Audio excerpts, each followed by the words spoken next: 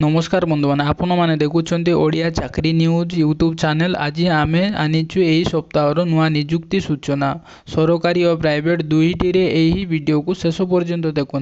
यही निजुक्ति कवर मिल तुम पाखक। सर्वप्रथमे आसूची ओडिशा स्वास्थ्य विभाग चाकरी कवर। एटारे एनएम फार्मासिस्ट और लैब टेक्नीशियन अनेक पदवी खाली अच्छी। शिक्षा योग्यता अन्यतम +2 सहित डिप्लोमा बयस 21 रु 38 वर्ष। ऑनलाइन आवेदन आरंभ 25 जून शेष तारीख 20 जुलाई।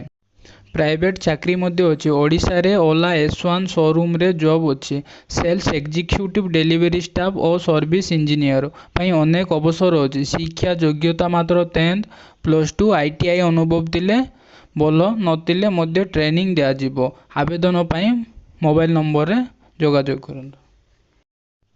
यही बोली ओडिया चाकरी खबर देखा चाहूले दयाकोरी चैनल को सब्सक्राइब करंतु एवं वीडियो को लाइक करी शेयर करंतु। तुमर आवश्यक चाकरी खबर कमेंट रे लिखि दियो। धन्यवाद।